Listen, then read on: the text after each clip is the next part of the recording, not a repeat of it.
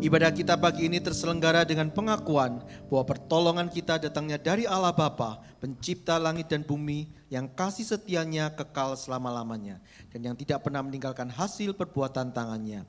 Turunlah sekalian kasih karunia dari Allah Bapa dan dari Tuhan Yesus serta persekutuan Roh Kudus menyertai kita. Amin. Jemaat yang dikasihi Tuhan, sebagai murid-murid yang diutus, mari kita mengingat bahwa segala kuasa ada di dalam nama Yesus. Dengan hati yang penuh syukur dan dengan tetap berdiri, mari kita meninggikan dan memuliakan namanya melalui lagu Nama Yesus Termulia.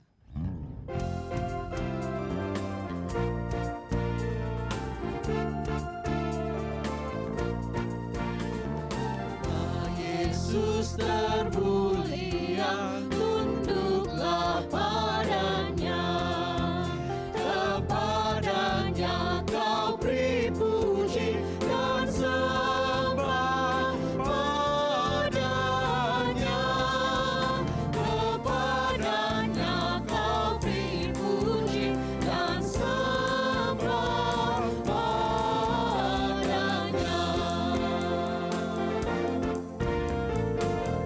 Berdosa ingatlah siksa di Golgota, kepadanya berserahlah dan sembah padanya, kepadanya berserahlah dan sembah padanya.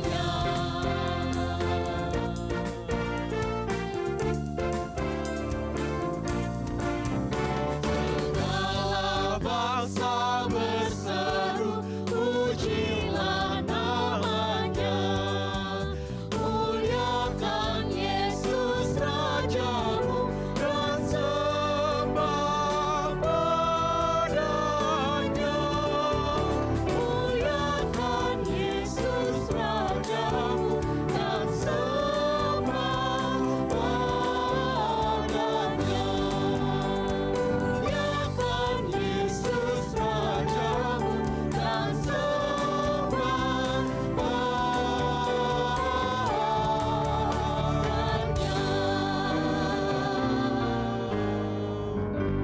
Jemaat dipersilakan duduk kembali. Jemaat yang dikasihi Tuhan, di hadapan Tuhan kita menyadari bahwa kita adalah manusia yang penuh kelemahan dan dosa. Namun kasih karunia-Nya selalu memberi kita kesempatan untuk datang dan memohon pengampunan. Mari dengan hati yang rendah dan sungguh-sungguh kita mengakui dosa dan ketidaklayakan kita melalui lagu Sebenarnya Ku Tak Layak. Kita persiapkan hati kita akan pujikan lagu ini. Sebenarnya aku tak layak, tapi Dia mati bagiku. Dia memanggilku, pulang, oh domba Allahku, datang.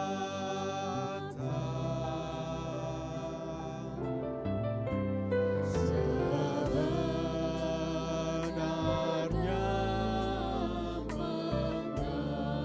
mengembara, selalu bimbang, selalu ragu, dan hati yang penuh takut, oh domba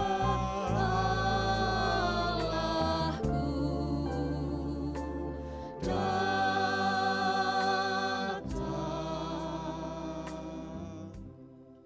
Mari kita berdoa. Tuhan Yesus, kami mengakui bahwa kami sering lalai menjalankan amanat Agung-Mu. Kami kurang peduli kepada sesama, takut bersaksi dan belum menjadi murid-Mu yang setia. Ampunilah dosa dan kelemahan kami ya Tuhan. Ubahlah hati kami dan berikan keberanian untuk menjadi murid yang taat dan siap diutus membawa kasih serta kabar keselamatan-Mu. Dalam nama Tuhan Yesus kami sudah berdoa mengucap syukur. Amin.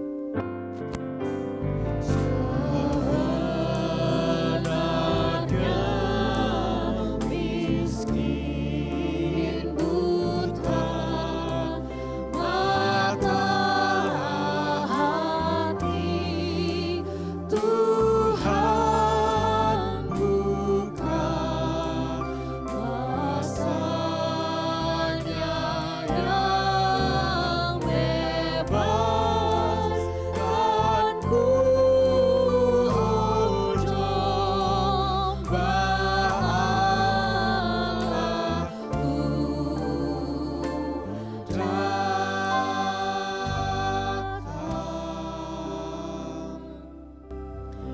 Berita anugerah diambil dari Yeremia pasal yang ke-33 ayat yang ke-8.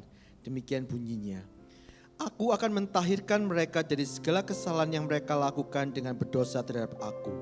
Dan aku akan mengampuni segala kesalahan yang mereka lakukan dengan berdosa dan dengan memberontak terhadap aku. Mari kita bersama-sama berdiri. Kita akan menerima petunjuk hidup baru.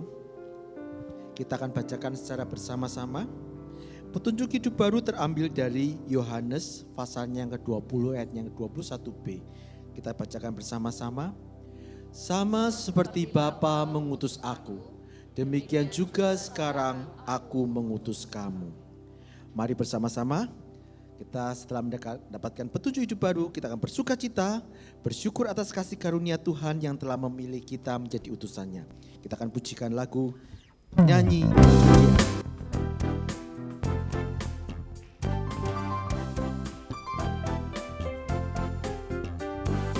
angkatlah suaramu, puji dan serukan nama Yesus, anggalkan bebanmu, tak perlu kau khawatir, sebab Dia sanggup, gerakkan kakimu, menarilah dan bertepuk tangan, bersukacitalah, tak perlu kau khawatir, sebab Dia sanggup. Sekarang nyanyikan kebesaran-Nya yang kuat dan penuh kuasa, bersorak-sorai karena kasih-Nya tak datang melawan kita, nyanyi bagi Dia.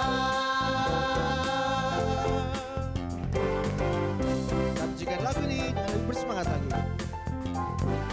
Angkatlah suaramu, puji dan serukan nama Yesus, angkatkan bebanmu, tak perlu kau khawatir, sebab Dia sanggup, gerakkan kakimu, menarilah dan bertepuk tangan, bersukacitalah, tak perlu kau khawatir, sebab Dia sanggup.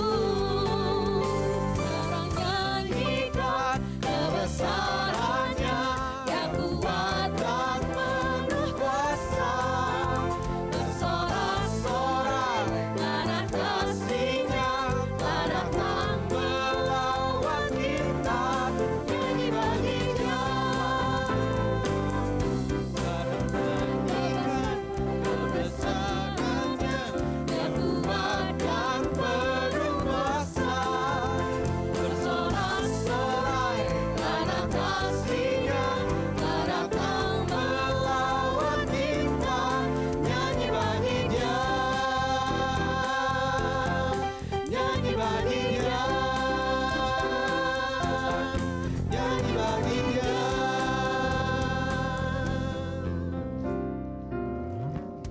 Puji Tuhan, kita akan pujikan lagu Ku Mau Beritakan.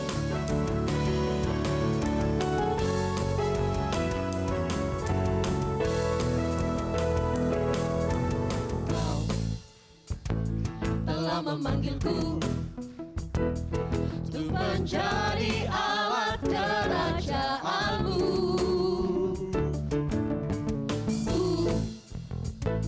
Mau melangkah maju, sebab Roh Kuduslah yang memampukanku.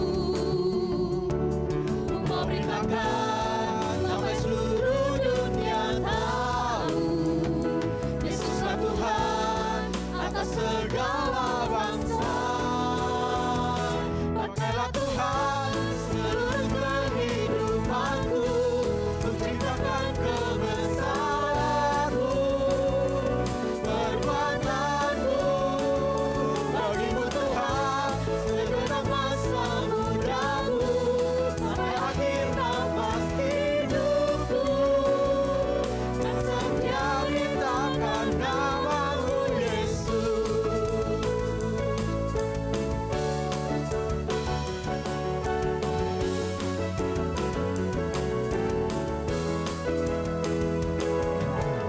Kau telah memanggilku untuk menjadi alat kerajaanmu.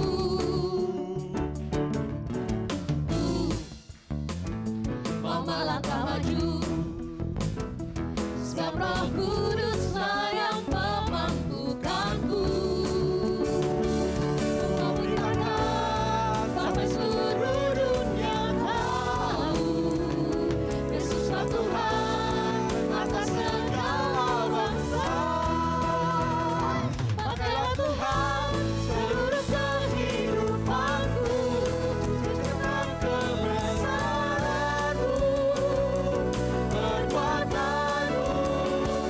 Bagimu Tuhan segenap masa mudaku, sampai akhir nafas hidupku, dan setia beritakan nama-Mu. Pakailah Tuhan seluruh kehidupanku, untuk ceritakan kebesaran-Mu, perbuatan-Mu.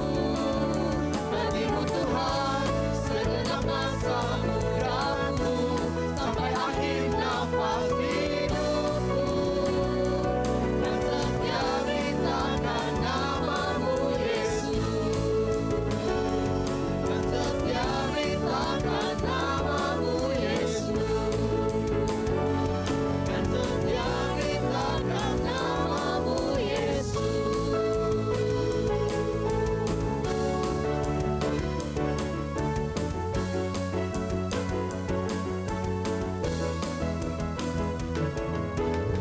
Puji Tuhan. Jemaat dipersilakan untuk duduk kembali. Kita akan mempersiapkan firman Tuhan. Di hari ini kita diingatkan tentang amanat agung, bahwa setiap kita dipanggil untuk menjadi murid Kristus dan diutus untuk membawa kasih serta kabar keselamatan. Di momen kemerdekaan Indonesia ini, kita juga bersyukur atas bangsa dan negara yang Tuhan anugerahkan kepada kita. Kiranya melalui kehidupan kita, Indonesia semakin mengenal kasih dan kemuliaan Tuhan. Sebelum kita mendengarkan firman Tuhan, mari kita bersama-sama menyanyikan lagu Indonesia Penuh Kemuliaan. Dengan hati yang rindu, melihat kemuliaan Tuhan dinyatakan atas bangsa kita.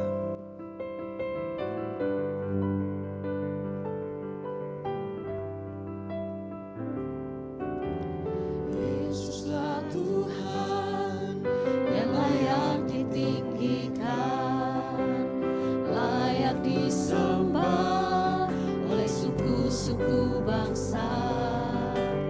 Dengan darah-Mu Kau telah tebus bangsaku, genapi Tuhan firman-Mu atas negeriku. Yesuslah Tuhan yang layak ditinggikan. Yesuslah Tuhan yang layak ditinggikan, Layak disembah oleh suku-suku bangsa. layak disembah oleh suku-suku Dengan darah-Mu Kau telah tebus dosaku. Dengan darah-Mu Kau telah tebus bangsaku. Genapi Tuhan firman-Mu atas Genapi negeriku. Tuhan firman-Mu atas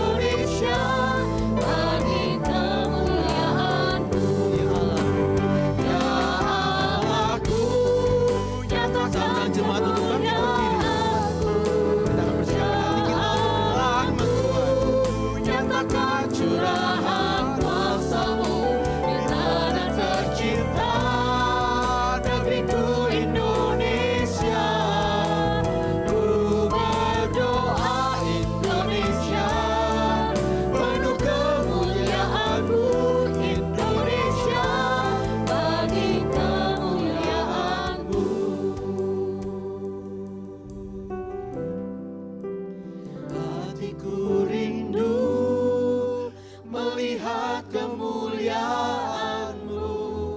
Hatiku rindu melihat curahan kuasa-Mu di tanah tercinta, negeriku Indonesia.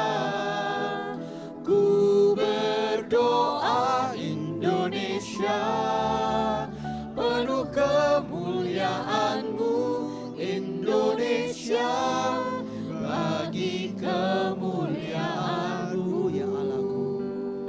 Ya Allahku, nyatakan kemuliaan-Mu. Ya Allahku, nyatakan curahan kuasa-Mu di tanah tercinta, negeriku Indonesia. Ku berdoa Indonesia, penuh kemuliaan-Mu Indonesia, bagi kemuliaan-Mu. Mari kita berdoa. Tuhan, inilah kerinduan hati kami. Indonesia penuh dengan kemuliaan-Mu. Kuasa-Mu dicurahkan atas negeri kami ini ya Tuhan. Oleh karena amanat agung boleh dikerjakan dengan setia oleh setiap gereja-Mu yang ada di negeri ini. Firman-Mu boleh digenapi atas negeri ini. Firman-Mu boleh dinyatakan melalui karya dan perilaku kami sebagai gereja-Mu yang taat dan setia mengerjakan amanat agung di tengah-tengah keberadaan kami. Bahkan melalui kesediaan kami untuk mengerjakan amanat agung, kemuliaan Tuhan itu boleh dinyatakan bagi seluruh dunia. Terima kasih ya Tuhan, kiranya pemberitaan firman Allah pada pagi hari ini kembali membakar semangat kami untuk mengerjakan pelayanan misi gereja. Kami boleh kembali disegarkan, diingatkan akan tanggung jawab kami sebagai murid-murid-Mu. Kami adalah murid-murid yang siap untuk diutus, memuridkan untuk banyak orang menjadi murid-murid yang diutus oleh Tuhan dan membawa orang menjadi pengikut-Mu. Berkatilah Tuhan pemberitaan firman Allah pada saat ini. Berkati hamba-Mu yang menyampaikan, berkati setiap kami yang mendengar, supaya kami semua ya Tuhan dapat belajar daripada kebenaran firman Allah. Kami menyambut firman Tuhan dengan rasa syukur di dalam nama Tuhan Yesus Kristus. Amin. Silakan duduk, shalom.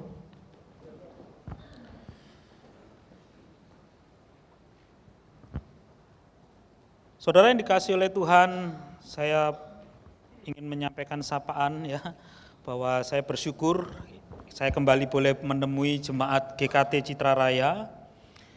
Saya ingin bercerita sedikit ya tentang riwayat pelayanan saya, karena yang lalu ketika saya punya kesempatan pertama berkhotbah di sini, saya mengenalkan sebagai gembala di GKT yang di Batu. Seingat saya waktu itu saya juga menawarkan tawaran gitu ya, monggo kalau lagi di Batu mau mampir begitu ya. Nah hari ini saya perlu menyampaikan ya bahwa mulai bulan depan, rupanya Muse Edi lebih dulu tahu ya, saya kira belum tahu kan gitu ya. Mulai bulan depan awal September saya pindah tugas di sinode di bagian departemen misi. Jadi bukan bermaksud ngeprank, tadi kalau Bapak Ibu lagi ke Batu lalu mampir di GKT Batu, ini orang nawar-nawari didatangi enggak ada begitu ya, karena saya sudah pindah tugas. Jadi saya nawarinya hari ini berbeda. Kalau mau mampir, mampirlah di kantor sinode gitu ya. Kalau nggak ketemu saya, ya ketemu ketua sinodenya kan gitu. Nah tadi juga terjadi ya, langsung di lobi, Pak paduan suara kami bisa enggak ke GKT Batu? Saya mau jawab, masa mau panjang jelasin gitu ya, jadi saya jelasin di mimbar ini. Oh tentu boleh, karena kebersamaan kan nggak dibatasi oleh gembalanya siapa. Saya kira monggo bisa diatur bagaimana kebersamaan antar GKT itu boleh terjalin selama ini. Bahkan akhir bulan nanti GKI ya, Pregolan Bunder itu akan ambil bagian di dalam apa istilahnya, acara perpisahan saya ya, jadi mereka juga hadir lewat paduan suara dan saya lupa ya paduan suara atau angklung ya, pokoknya mereka ambil bagian dalam pelayanan di Minggu terakhir. Jadi kami masih membuka diri, dan salah satu tradisi yang saya tinggalkan untuk GKT Batu adalah menjadi gereja terbuka atau gereja persahabatan sebagai bagian dari implementasi gereja yang bermisi. Ya, saudara kasih oleh Tuhan, itu sedikit informasi ya yang dapat saya sampaikan. Mari kita hari ini fokus kepada khotbah kita di dalam terang tema amanat agung dan keutamaan murid-murid yang diutus. Bagian firman Tuhan yang menjadi dasar khotbah terambil dari Injil Matius. Mari kita memperhatikan kitab suci kita, Injil Matius ayat yang ke-16 sampai ayat yang ke-20.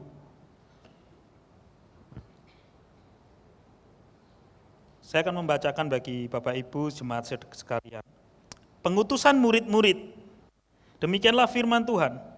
Ke-11 murid itu berangkat ke Galilea, ke bukit yang telah ditunjukkan Yesus kepada mereka.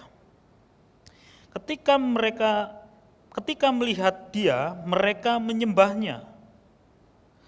Tetapi beberapa orang ragu-ragu. Yesus mendekati mereka dan berkata, "Kepadaku telah diberikan segala kuasa di surga dan di bumi. Karena itu, pergilah, jadikanlah semua bangsa muridku, dan baptislah mereka di dalam nama Bapa dan Anak dan Roh Kudus. Dan ajarlah mereka melakukan segala sesuatu yang telah kuperintahkan kepadamu. Ketahuilah, aku menyertai kamu senantiasa sampai akhir zaman."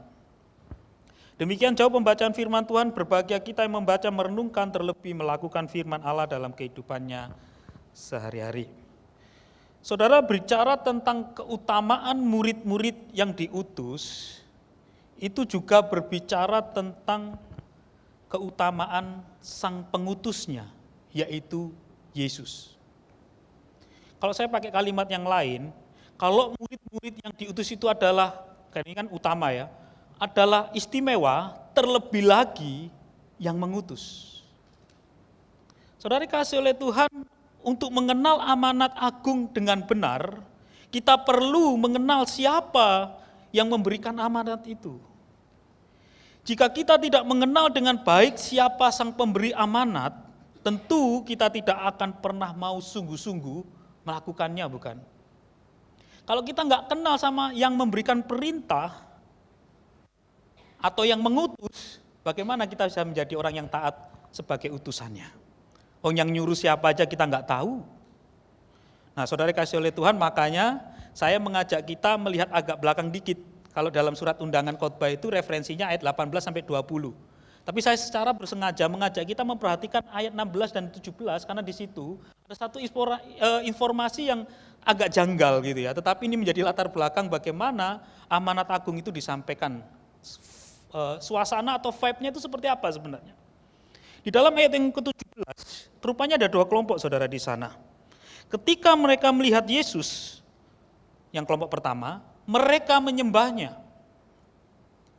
Sesuatu yang seperti kita lakukan, menjadi penyembah-penyembah Yesus. Tapi ada kelompok yang kedua, yaitu apa? Beberapa orang ragu-ragu. Saya kira kita ada di dalam kerentanan itu juga, saudara. Bahwa di dalam banyak hal kita bisa menjadi ragu-ragu. Dalam keadaan tertentu, bisa saja ketika kita menerima perintah Tuhan, kalau dalam hal ini mungkin amanat agung itu sendiri, kita dalam keadaan menjadi ragu-ragu. Dan rupanya itu pun terjadi, saudara. Dan ini memang dilatar belakangi oleh perikop sebelumnya. Kalau kita lihat di dalam ayat yang ke-11 sampai 15, itu adalah kronologi cerita tentang dusta mahkamah agama.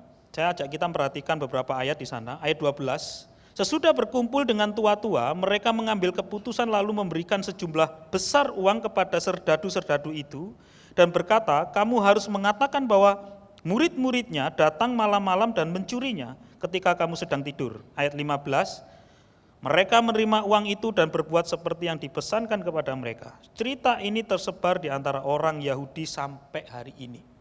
Jadi kita tahu ya, kenapa kok ada yang ragu-ragu ketika melihat Yesus.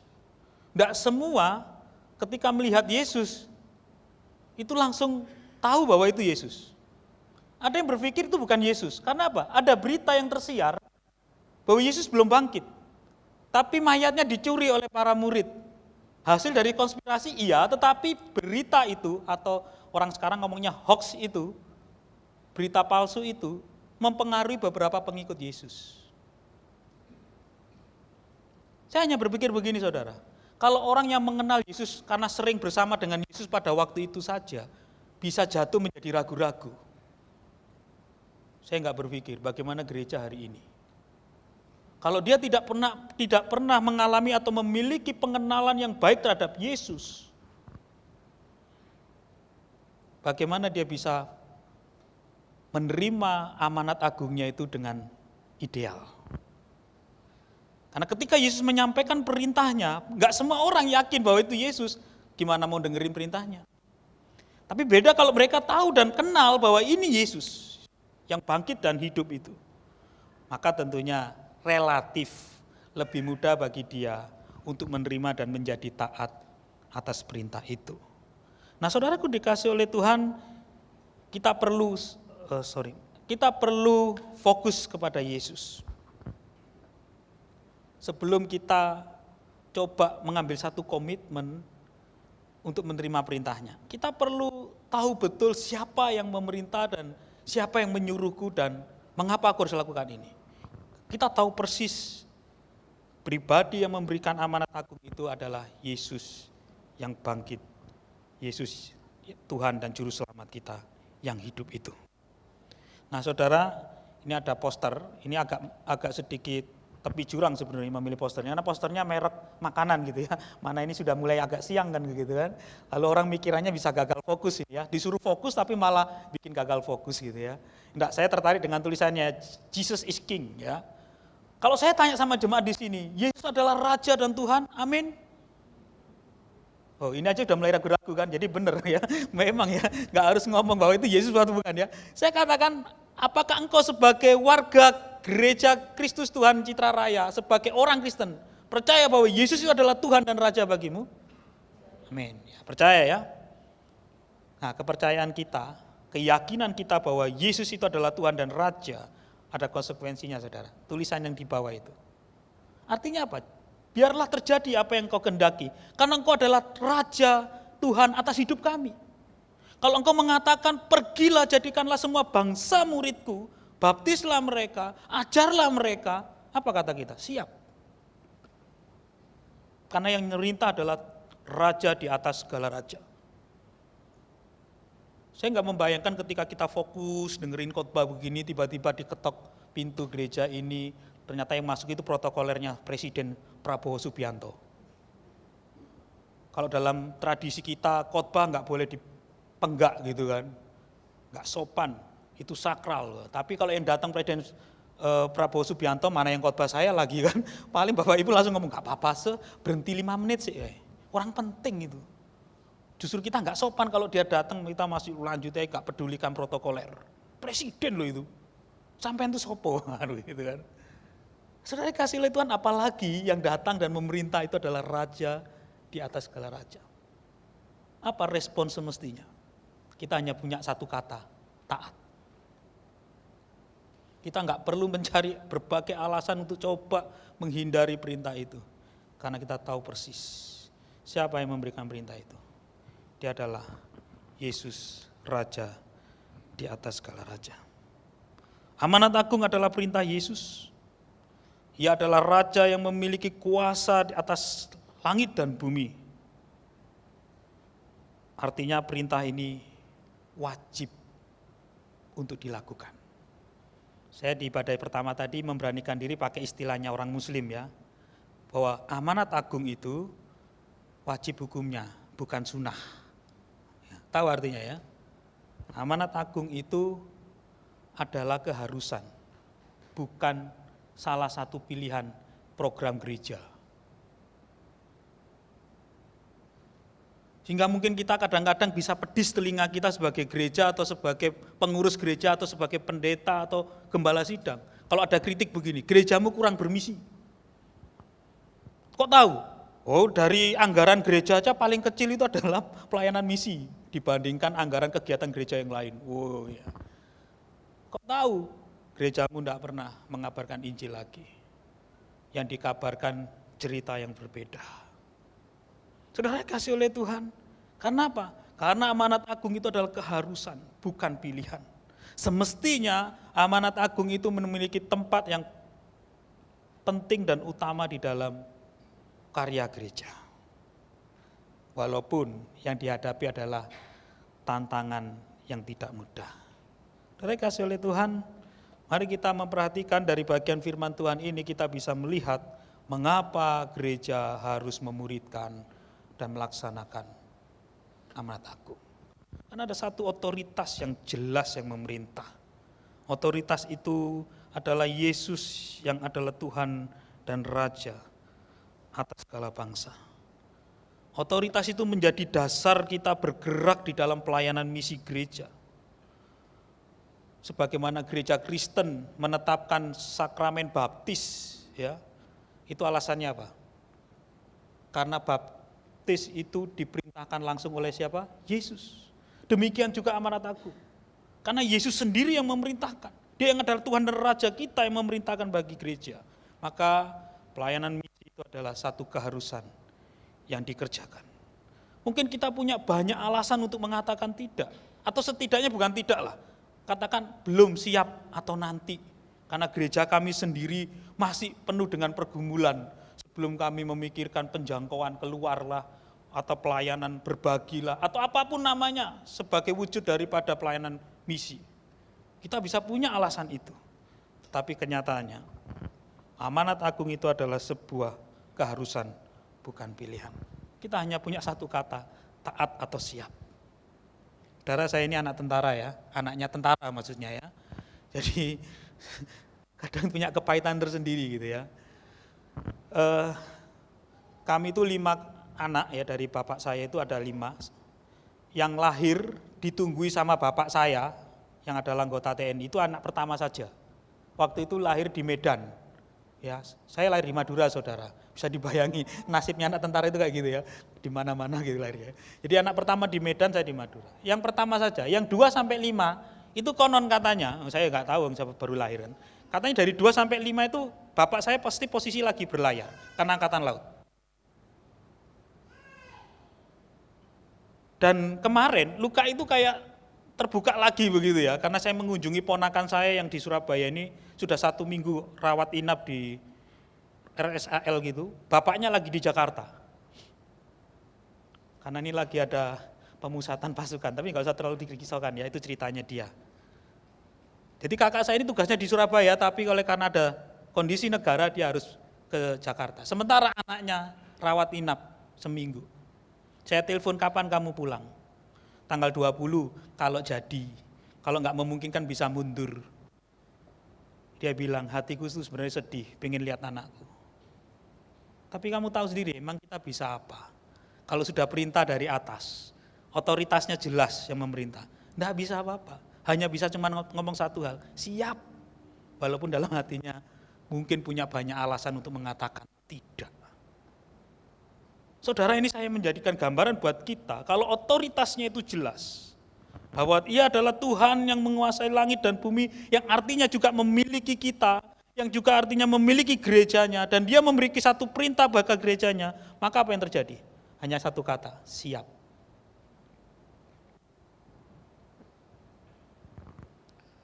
Boro-boro kita mau berdakwah gitu ya, memberitakan Injil. Nggak tahu ya, Bapak Ibu tahu enggak bahwa di Citra Raya ini ada juga gereja yang lagi dipasangi tulisan gitu kan, warga menolak pembangunannya. Kan itu baru yang dekat sini. Belum kalau kita keliling di berbagai tempat, saudara.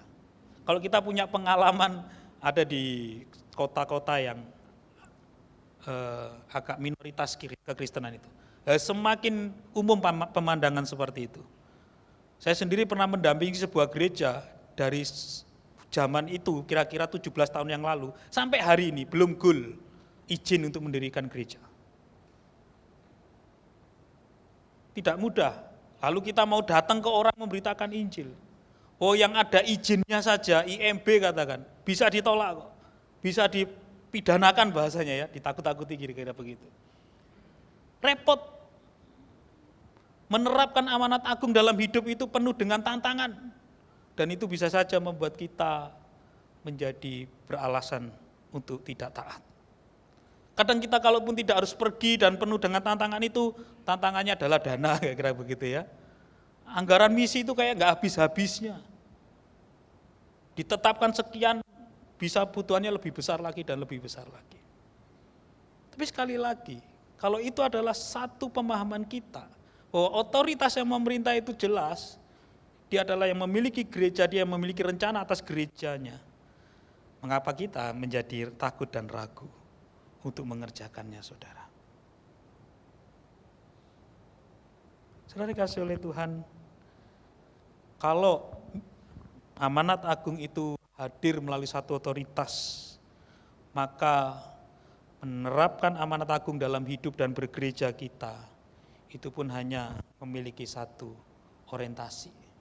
Saya pakai istilah orientasi untuk menggambarkan apa sih tujuanmu bermisi. Hanya satu alasan kita, Kristus itu sendiri. Mengapa kita mengerjakan amanat agung?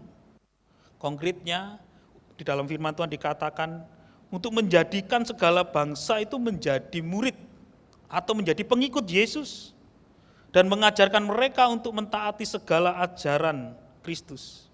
Lagi-lagi ujung daripada pekerjaan misi, ujung dari amanat agung itu adalah Kristus itu sendiri. Tidak ada yang lain. Fokus pelayanan misi gereja adalah hormat dan kemuliaan Tuhan. Jangan digantikan dengan kemuliaan bendera sinode ya. Jangan digantikan dengan kemuliaan diri sendiri. Kepentingan misi adanya satu, kepentingan Allah. Hati Allah yang ingin, seperti lagu tadi, menyatakan kemurahan hatinya, belas kasihannya, berkatnya. Jangan diganti dengan kepentingan diri sendiri. Saudara dikasih oleh Tuhan, namun kita tadi sudah lihat bahwa ada satu hal yang mengganjal. Ketika amanat agung itu diberitakan, ada satu peristiwa yang Tuhan izinkan apa? Para murid itu menjadi ragu-ragu. Ada satu tantangan untuk kita bisa melihat amanat agung ini dengan jelas. Sehingga kita juga dengan jelas harus ngapain, harus mengerjakan apa. Mungkin di tengah-tengah kita memberitakan Injil, ada pengaburan berita baik itu. Melalui apa? Berbagai tantangan yang ada. Penolakan terhadap Injil, penolakan terhadap pemberitaan pelayanan gereja dalam bentuk kasih dan sebagainya. Siapa yang nggak kapok, saudara? Kita berniat baik, lalu diterimanya nggak baik. Rata-rata kita bisa jadi kapok ya, lalu alasan, besok-besok nggak neh. Waktu saya berkarya di Bima, maksudnya saya pelayanan sebagai gembala di Bima NTB sana, itu terjadi kayak gempa yang di Flores gitu ya, lalu terjadi tsunami di berbagai titik. Dan katanya di situ terisolasi, susah mau beli, punya uang pun susah beli bahan makanan, karena nggak ada yang nyetok ke sana, jembatannya putus. Kami punya akses, karena dibantu oleh pemerintah lewat TNI, Polri gitu ya, mengantar bantuan. Cuma yang kurang berhikmat ya, saya katakan kami menyalahkan diri lah. Kami itu ya masih memaksa pakai nama gereja. Jadi persekutuan gereja di sana ada 7, ngumpulin beras, susah payah itu. Kami sendiri masyarakat Kristen di sana bukan orang-orang yang berlebih ya. Lebih banyak yang di bawah cukup gitu ya. Tapi kami itu dengan sukacita ingin membantu. Tahu saudara, sampai di lokasi dibilang apa? Kami nggak bisa terima karena nama gereja. Kami waktu pulang memakai truk itu, orang-orang di pinggir jalan, lempar aja lempar aja. Kami butuh beras. Kami nggak berani, karena kalau kami lempar nanti dipolitisasi, kena lah. Bisa dibakar itu di sana itu. Dia bilang jangan, nanti kita pulang dulu ganti nama baru kita balik. Padahal itu jauh loh saudara. Beberapa orang balik ODW, bukan masalah capeknya saudara, resikonya. Lihat orang tuh beringas-beringas di situ tuh. Nggak semua orang siap. Kalau mau balik Pak, tapi saya jujur aja saya nggak mau lagi. Satu capek, kedua saya masih punya keluarga. Yang penting aku bantu ya, oke lah kita mengerti. Tapi saudara itulah yang disebut dengan pekerjaan misi. Itulah penerapan daripada amanat agung. Ada waktunya dikaburkan dengan berbagai tantangan. Itu dari luar saudara, belum dari dalam. Ada orang-orang yang kadang-kadang memakai bendera pelayanan, bendera misi tapi itu kepentingan diri. Secara literatur saya pernah membaca bahwa dulu di Indonesia ini agak sedikit kurang enak didengar, termasuk lancar menerima dukungan dana misi dari luar negeri. Untuk apa? Membantu masyarakat Indonesia lebih sejahtera. Jadi bukan hanya dalam konteks pewartaan Injil, tetapi juga kabar baik dalam pengertian bantuan sosial. Lewat gereja tentunya. Tapi dalam satu titik, beberapa lembaga misi luar negeri itu merasa sadar bahwa bantuan mereka justru dimanfaatkan oleh gereja atau organisasi untuk membangun dirinya sendiri. Artinya gereja, maaf ya, menjual orang miskin, menjual orang susah untuk mendapatkan sebuah dana bantuan misi, saudara. Boro-boro gereja melakukan misi, justru dia ambil bagian keuntungan dari dalam. Saudara, saya kira ketika Yesus menyampaikan amanat agung ini, maka dia katakan ajarlah mereka. Bukan cuma pergilah, tapi juga ajarlah mereka. Karena apa? Supaya tetap setia di dalam orientasi kepada misi Allah. Tidak menjadi berubah orientasi dalam pekerjaan misi itu. Oleh karena ada godaan baik dari luar, terlebih juga dari dalam. Keuntungan dan juga mungkin pemuliaan diri. Padahal orientasi daripada misi adalah kemuliaan bagi Tuhan saja. Di pagi tadi saya menceritakan satu pengalaman yang sama ya, kurang menyenangkan ketika saya menggembalakan sebuah gereja, dan tentunya bukan Batu ya, dan juga jangan dicari-cari, yaitu gereja sebelum saya pelayanan di Batu. Di sana kami punya berkat, diberikan semacam supervisi dari sinode, cari tanah, kita bisa nabung, suatu saat ada izin kita bangun gereja. Wah, semangat dong jemaat di sana. Jemaat yang kecil nih, tapi dikasih berkat kepercayaan untuk beli tanah buat gereja. Singkat cerita saudara, ada seorang jemaat menghadap pada saya. Ada tanah yang Bapak selama ini doakan, yang punya bersedia untuk dibeli. Oh ya, berapa? 1,5 M. Oh, senang dong saya. Bukan karena saya punya uangnya ya, tapi masih senang dilepas. Itu masih tantangan sendiri 1,5 M. Tapi yang membuat kami senang lagi adalah ketika saya sharing dengan sinode pusat, sinode juga enggak mikir uangnya, tapi lebih mikir apa? Kerjaan Tuhan. Enggak apa-apa, kita akan berusaha. Singkat cerita sinode datang ya untuk merapat dan juga memastikan mungkin barangkali bisa segera dieksekusi. Singkatnya saudara, yang jemaat menawarkan ke saya itu waktu itu tugas keluar kota, tentu dalam perkenanan Tuhan ya. Sementara kita langsung ketemu sama pemilik tanah itu, dan pemilik tanah itu ngomong apa? Ini kita buka dengan harga 1,250 juta. Saya langsung lihat matanya ketua sinode itu kok ya juga melihat mata saya. Saya kepingin ngomong sama dia, saya bukan magelar Pak. Tapi saya merasa tertuduh seperti itu saudara. Sedih hati saya. Dan pendeta senior waktu itu memberikan nasihat kepada saya. Ajaran, didikan jemaatmu. Kasih tahu, gereja bukan tempatnya cari untung. Tapi justru kita dipanggil untuk berani berkorban buat pekerjaan Tuhan. Aku tahulah dirimu enggak akan, cuma ya memang ini pengalaman buatmu yang masih muda. Saudara, saya diberikan satu kesempatan oleh Tuhan untuk belajar bahwa kadang itu bisa terjadi dalam kehidupan kita sebagai orang-orang yang melaksanakan amanat agung. Mungkin kita mengawalinya dengan ketulusan, dengan kesungguhan, Tuhan aku mau taat mengerjakan perintah-Mu. Tapi ingat saudara, Martin Luther pernah mengatakan saat Tuhan membangun gereja, iblis membangun kapel di sebelahnya. Artinya apa? Di mana ada pekerjaan Tuhan diusahakan, iblis juga berusaha untuk menggagalkannya.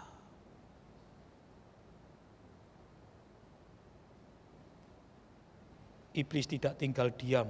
Ketika anak-anak Tuhan punya ketaatan, komitmen untuk mengerjakan perintah Tuhan, semakin gencarlah iblis itu coba merusak komitmen itu. Ketika amanat agung disampaikan oleh Tuhan Yesus kepada para murid, iblis pun berkarya melalui sebuah konspirasi yang membuat orang enggak semua siap menyembah dia. Ada yang ragu-ragu.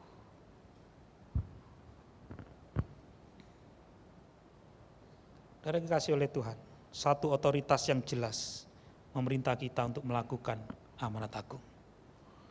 Dari satu otoritas itu kita hanya memiliki satu orientasi untuk mengerjakan amanat agung. Hanya ada satu misi, yaitu misi Allah. Nggak ada misi yang lain. Misi mengerjakan bahwa kita semakin mengenal Dia. Dan tugas daripada misi itu adalah mengenalkan Tuhan, bukan mengenalkan diri kita.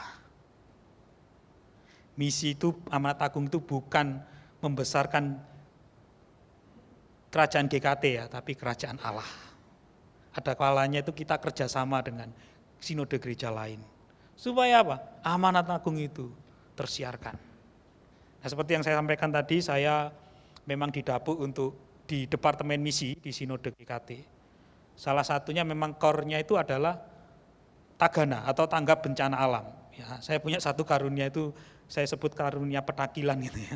Saya pendeta yang suka jalan, suka kemana gitu lah ya, saya bahasanya begitu. Maka Sinode menangkap itu dan ayo wis kamu kerja full timer di sini supaya nggak ganggu gerejamu, kerjakan. Ya betul, semalam itu sambil persiapin khotbah juga saya terganggu karena harus kontak-kontak terus tentang Flores itu. Mana susah lagi kan, ada gangguan sinyal dan sebagainya. Tuhan buka jalan, itu cara Tuhan ya menyertai pelayanan misi. Sebenarnya kita nggak ada GKT di Flores, tapi kok ada orang GKT Bima yang lagi mengantarkan orang geologis menuju ke sana dan posisi sudah sampai. Saya juga nggak tahu, tiba-tiba dia ngechat saya. Pak Pen itu Pak Pendeta ya, tolong doakan saya posisi di lokasi ini. Loh ngapain di situ? Saya ngantar tamu Pak, orang geologis.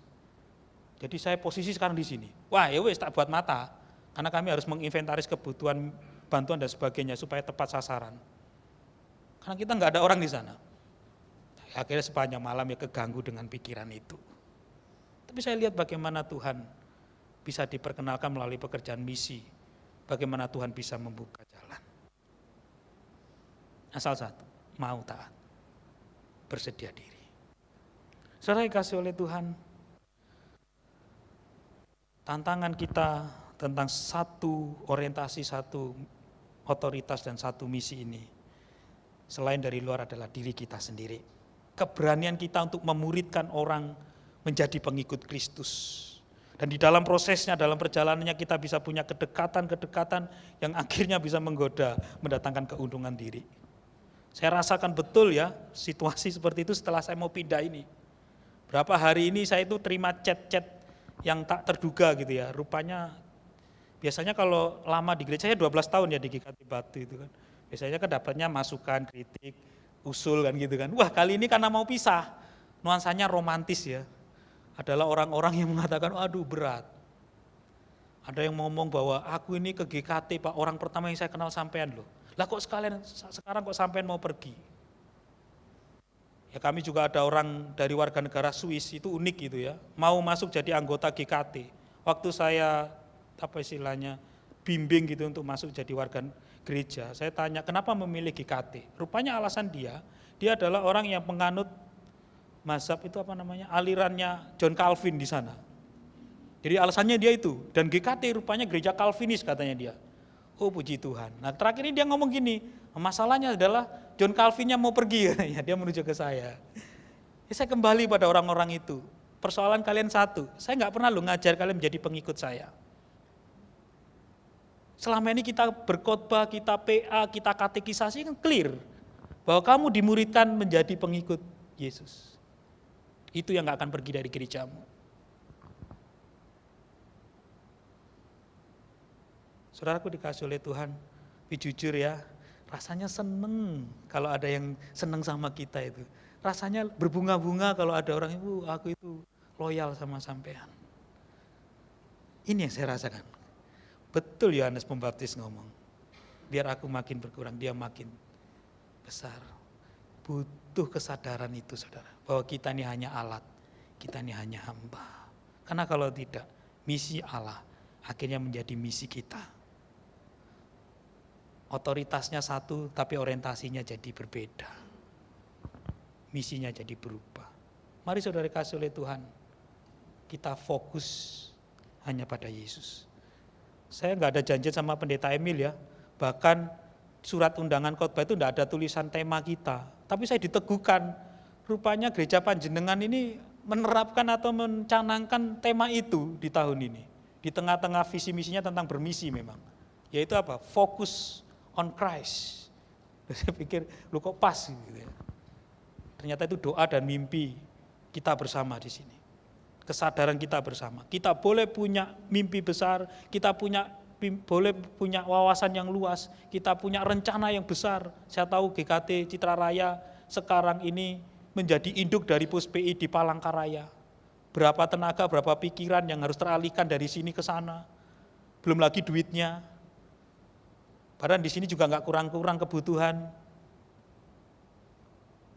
Kadang-kadang nanti departemen misi bisa goda lagi, mau nambah lagi enggak gitu kan. Sekali itu Singkawang gitu.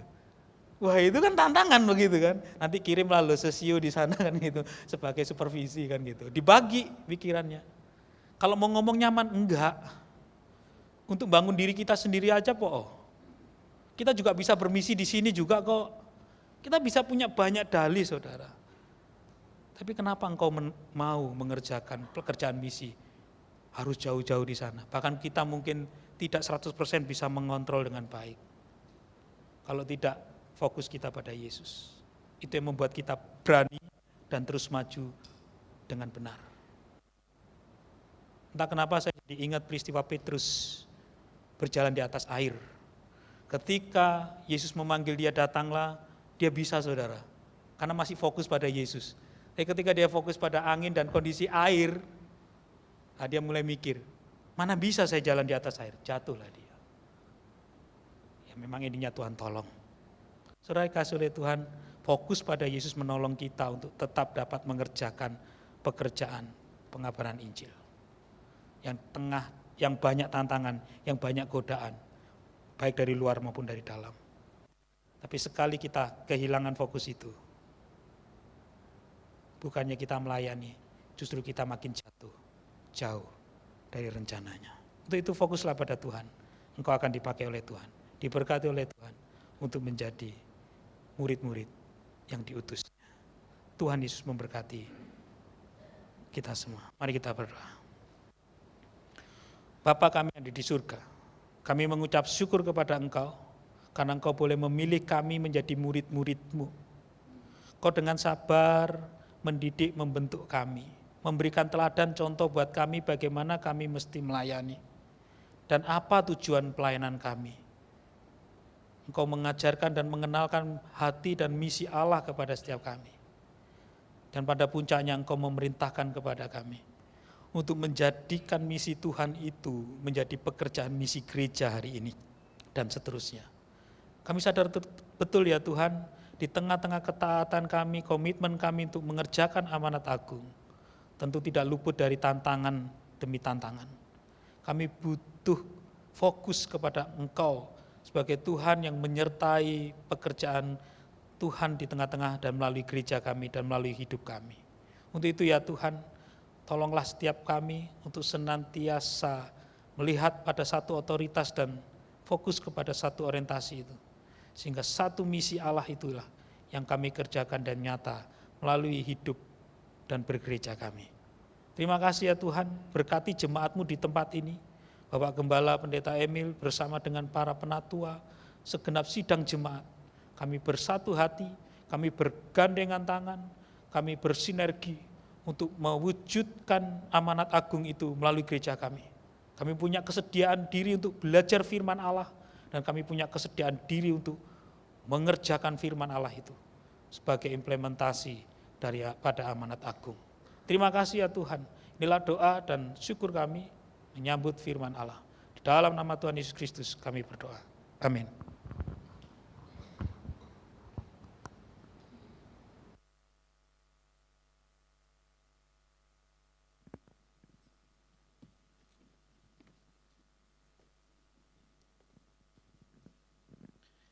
Terima kasih kepada Pendeta Joshua yang telah menyampaikan firman Tuhan. Mari kita bersama-sama bangkit berdiri, kita akan mengikrarkan iman kita dalam pengakuan iman rasuli. Pengakuan iman rasuli. Aku percaya kepada Allah, Bapa yang Maha Kuasa, Khalik langit dan bumi, dan kepada Yesus Kristus, anaknya yang tunggal Tuhan kita, yang dikandung dari Roh Kudus, lahir dari anak darah Maria, yang menderita sengsara di bawah pemerintahan Pontius Pilatus, disalibkan, mati dan kuburkan, turun ke dalam kerajaan maut. Pada hari yang ketiga, bangkit pula dari antara orang mati, naik ke surga, duduk sebelah kanan Allah, Bapa yang Maha Kuasa. Dan dari sana ia akan datang untuk menghakimi orang yang hidup dan yang mati. Aku percaya kepada Roh Kudus, gereja yang kudus dan am, persekutuan orang kudus, pengampunan dosa, kebangkitan tubuh, dan hidup yang kekal. Amin. Jemaat dipersilakan duduk kembali. Sekarang saatnya kita akan memberikan persembahan. Persembahan yang kita bawa pada hari ini bukan sekedar pemberian materi, melainkan ungkapan syukur dan penyerahan seluruh hidup kepada Tuhan untuk menjadi bagian dari murid yang diutus. Mari melalui lagu Kita Harus Membawa Berita, kita mengingat kembali panggilan Tuhan untuk membawa kabar sukacita dan kasih-Nya kepada semua orang.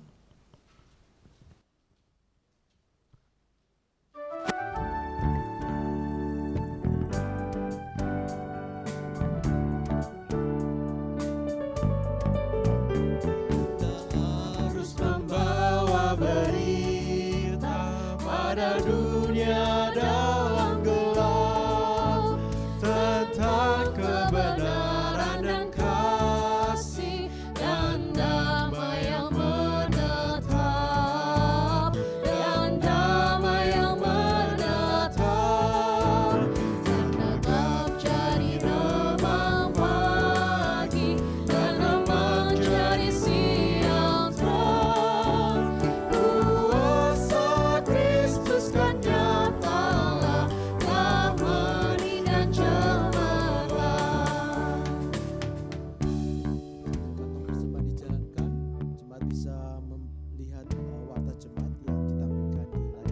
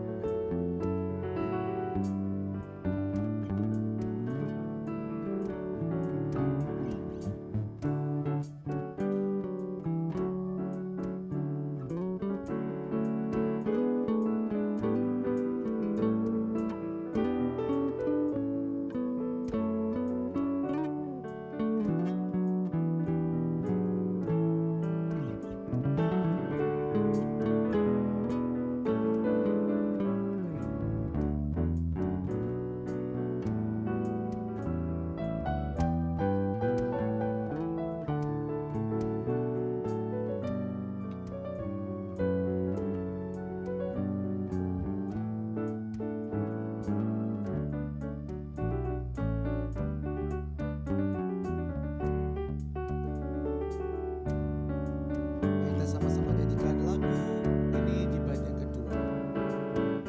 Kita harus menyanyikan, kita melembutkan hati keras, supaya senjata iblis gemuk dan segera lepas, gemuk dan segera lepas. Dan gelap jadi remang pagi, dan remang jadi siang terang. Kuasa Kristus kan nyatalah, rahmani dan cemerlang. Bait ketiga. Harus membawa berita, Allah itu kasih belas, diberikan putra tunggalnya, supaya kita lepas, supaya kita lepas. Menatap jadi remang pagi, dan remang jadi siang terang. Kuasa Kristus kan nyatalah, rahmani dan cemerlang. Kuasa Kristus kan nyatalah, rahmani dan cemerlang. Mari kita berdoa. Bapa yang penuh kasih, kami ucap syukur atas segala berkat yang telah Kau berikan. Saat ini kami membawa persembahan kami sebagai ungkapan syukur dan kasih kepadamu. Kiranya persembahan ini dapat dipakai untuk pekerjaan Tuhan dan mendukung amanat agung-Mu, agar semakin banyak orang mengenal dan menerima kasih keselamatan di dalam Kristus. Ajarkan kami bukan hanya memberi dari apa yang kami miliki, tetapi juga mempersembahkan hidup kami untuk menjadi murid-Mu yang setia dan siap diutus. Terima kasih Tuhan, dalam nama Tuhan Yesus kami sudah berdoa dan mengucap syukur. Amin.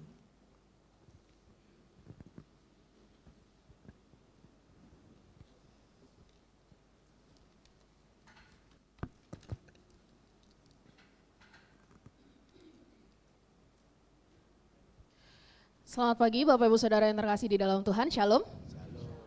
Senang sekali kita bisa berkumpul bersama untuk beribadah kepada Tuhan. Selamat hari Minggu untuk kita semua.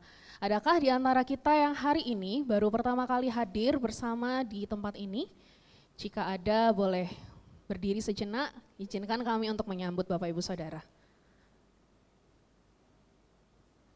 Oke baik, kalau tidak ada, kami tetap mengucapkan terima kasih kepada Bapak Ibu Saudara yang tetap setia untuk beribadah di tempat ini. Terima kasih kepada Pendeta Yosua yang hari ini sudah menyampaikan pemberitaan firman Tuhan di Kebaktian Umum 1 dan 2. Dan hari ini hadir bersama dengan istri. Oh karena di luar, oke bisa disambut nanti ya kalau keluar. Terima kasih untuk pelayanannya, selamat melayani di ladang yang baru. Ya enggak baru juga ya loh, semangat Tuhan Yesus memberkati. Izinkan saya menyampaikan beberapa warta Bapak Ibu Saudara. Mari kita bergabung dalam persekutuan doa di hari Rabu tanggal 19 Agustus dengan tema Merdeka dari Hukum Taurat yang akan disampaikan oleh Pendeta Emil. Kemudian warta selanjutnya, ya Bapak Ibu Saudara, selama bulan Agustus kita memperingati sebagai bulan misi Sinode GKT. Jadi persembahan kantong biru itu semua akan dipersembahkan untuk Departemen Misi Sinode GKT. Jadi kita bisa mendukung pekerjaan misi semuanya hanya untuk Tuhan. Kemudian yang selanjutnya hari ini Pendeta Emil tidak bersama dengan kita di tempat ini karena sedang melayani di GKT Hosana Galuhan. Mari kita terus dukung pelayanannya di dalam doa, Tuhan yang memberkati pelayanannya. Yang selanjutnya Bapak Ibu Saudara, kalau dilihat-lihat di tengah kita hadir seorang mahasiswi dari STT Aletea, yaitu Saudari Ellen Catherine Gabriela Milu. Kalau Ellen boleh maju ke depan. Ya. Hari ini kita bersyukur telah hadir seorang hamba Tuhan dari STT Aletea yang akan menjalani praktik weekend dan mengambil bagian dalam pelayanan di gereja kita. Kiranya selama berada di tengah-tengah kita, Losa Ellen boleh belajar, bertumbuh dan mengalami banyak hal yang Tuhan kerjakan melalui pelayanan, kesempatan pelayanan bersama. Selamat datang, selamat belajar dan selamat melayani bersama. Jadi kalau ketemu dihafalkan mukanya Bapak Ibu Saudara ya. Kalau ketemu bisa disapa karena Losa Ellen akan bersama-sama dengan kita selama 1 tahun hingga 2027. Oke, terima kasih, silakan duduk kembali.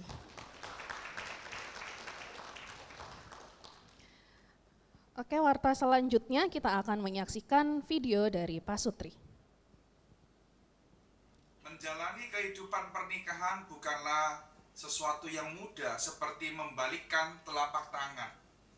Ada suka, duka, tawa dan tangis, bercanda bahkan sampai bertengkar. Semua itu kita rasakan bahkan kita alami di dalam kehidupan pernikahan setiap kita. Tetapi kalau kita menoleh ke belakang, ada anugerah yang Tuhan tambahkan dari hari ke hari, bulan ke bulan, hingga tahun ke tahun pernikahan kita. Untuk merayakan anugerah Tuhan di dalam kehidupan pernikahan setiap kita, mari kita bersama-sama hadir di dalam peringatan hari ulang tahun yang ke-7 Persekutuan Keluarga Shekinah yang diadakan pada hari Jumat 21 Agustus jam 18.30 bertempat di GKT Citra Raya. Untuk setiap pasangan yang diberkati Tuhan, saya tunggu kehadirannya. Tuhan Yesus memberkati. Silakan Pak Sutri diundang untuk ikut ambil bagian dalam persekutuan bersama di hari Jumat 21 Agustus. Gitu ya. Semuanya boleh ikut khusus Pak Sutri. Oke, selanjutnya akan ada warta 17 yang akan disampaikan oleh panitia.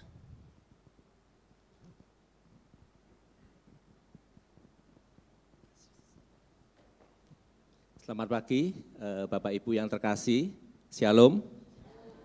Besok hari Senin 17 Agustus, negara kita merayakan hari ulang tahun kemerdekaan yang ke-81. Nah, sebagai wujud syukur, gereja kita juga ikut merayakan ya, juga untuk memperalat persekutuan sesama kita saudara seiman. Maka pada minggu depan, hari Minggu tanggal 23 setelah KU2, gereja akan menyelenggarakan lomba-lomba yang seru baik perorangan maupun kelompok. Mari kita simak video berikut ini.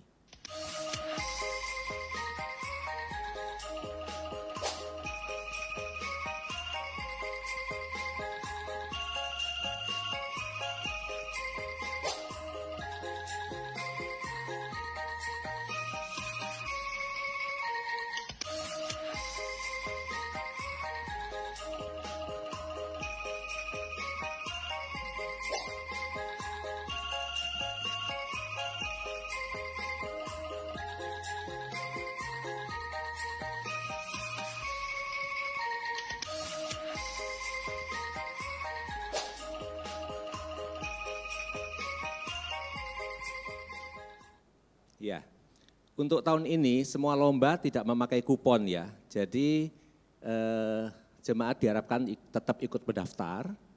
Untuk hari ini adalah pendaftaran terakhir, hari Minggu ini karena minggu depan kita sudah mengadakan lomba. Meja pendaftaran di lobi sudah disiapkan, jadi silakan para jemaat untuk mendaftar lomba-lomba ini. Dan juga minggu depan tanggal 23 diharapkan ya, dihimbau jemaat juga memakai dress code dengan nuansa merah.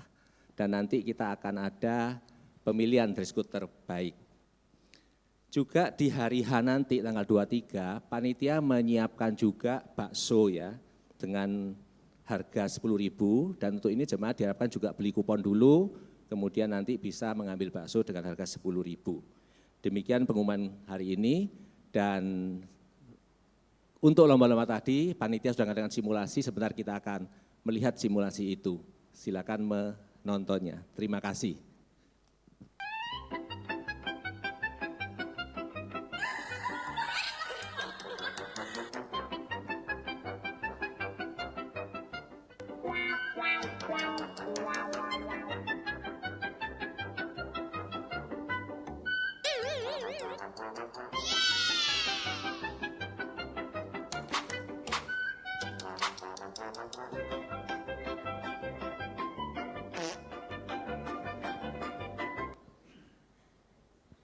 Ya, itu keseruannya Bapak Ibu Saudara, saya sudah mencobanya dan asik, silakan mendaftar, kita seru-seruan bersama dalam games-games yang akan menanti di minggu depan. Demikianlah warta yang bisa disampaikan, mari kita berdoa. Bapa di dalam surga, sungguh kami bersyukur, berterima kasih Tuhan untuk kasih penyertaan Tuhan dalam hidup kami. Anugerah Tuhan selalu menolong kami sebagaimana kami ada saat ini. Dan kami bersyukur pada kesempatan ini Tuhan kami boleh menaikkan syafaat kami. Kami mau berdoa bagi setiap hamba Tuhan yang ada di tempat ini, bagi setiap penatua, bagi setiap aktivis, pengurus komisi, setiap jemaat kami serahkan semuanya ke dalam tangan kasih-Mu. Biarlah Tuhan Kau yang memberkati setiap kami boleh bergandeng tangan untuk melakukan pekerjaan Tuhan, melayani bersama dan nama Tuhan yang dipermuliakan. Kami berdoa menyerahkan gereja kami ke dalam tangan kasih-Mu Tuhan yang memakai setiap kami. Kami juga mengingat Tuhan untuk acara-acara di minggu mendatang, baik itu perlombaan-perlombaan yang ada, bahkan untuk Citra Raya Outing Day. Kami mau berdoa biarlah Tuhan sendiri yang turut campur tangan di dalamnya. Di tengah isu-isu yang ada Tuhan, biarlah Tuhan yang menjaga, melindungi setiap kami. Berikan hikmat bagi setiap panitia untuk boleh bekerja sama dengan baik, sehingga mempersiapkan segala sesuatunya juga dengan baik, dan kami boleh menikmati kebersamaan ini sebagai satu keluarga GKT Citra Raya. Kami juga mau menyerahkan Tuhan untuk bangsa dan negara kami, Indonesia. Kami bersyukur untuk kasih penyertaan dan anugerah Tuhan bagi bangsa dan negara kami. Di tengah sukacita memperingati kemerdekaan bangsa ini ya Tuhan, kami mau mengingat bahwa kemerdekaan yang kami nikmati ini adalah anugerah yang patut kami syukuri. Kami mau berdoa bagi setiap para pemimpin bangsa ya Tuhan, dari tingkat pusat hingga daerah. Kiranya Tuhan sendiri yang hadir menolong setiap mereka di dalam mereka menjalankan tanggung jawab. Mereka boleh berpikir dengan baik, dengan hikmat daripada Tuhan dan dengan bijaksana, sehingga sungguh-sungguh boleh memberikan yang terbaik bagi bangsa ini.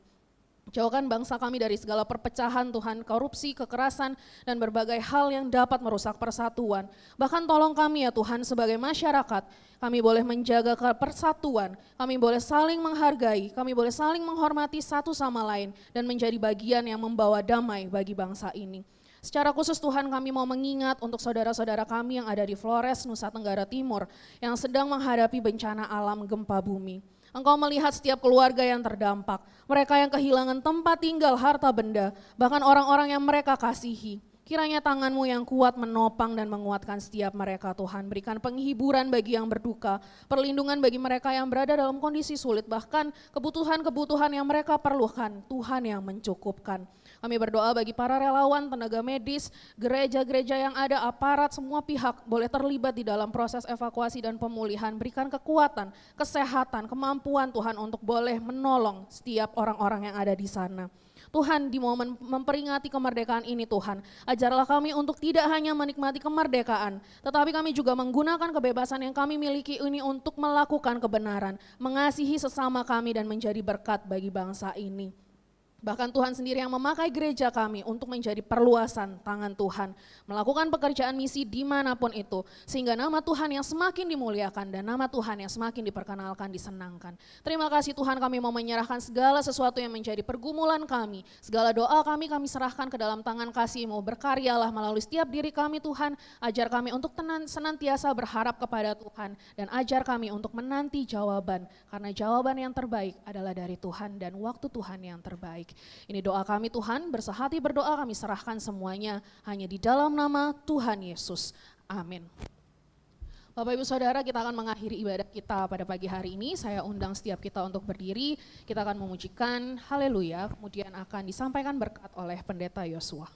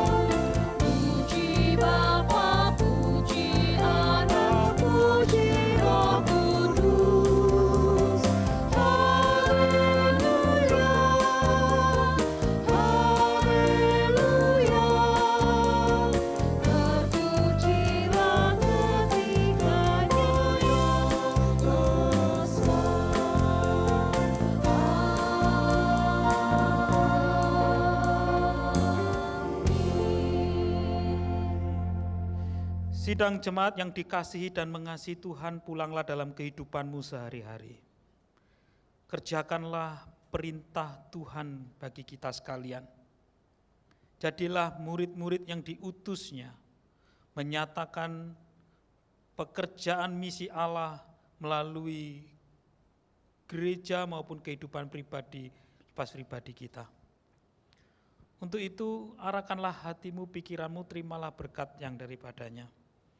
Kiranya Allah Bapa, Putra, dan Roh Kudus, Allah Tritunggal, ketiganya yang esa, Ia yang mencipta dan memelihara hidupmu, Ia memberkatimu dengan karunia rohani, berkat jasmani bagi kita sekalian. Ia yang mengutus kita untuk menjadi berkat bagi dunia ini. Berkat Tuhan menyertaimu hari ini sampai selama-lamanya. Amin.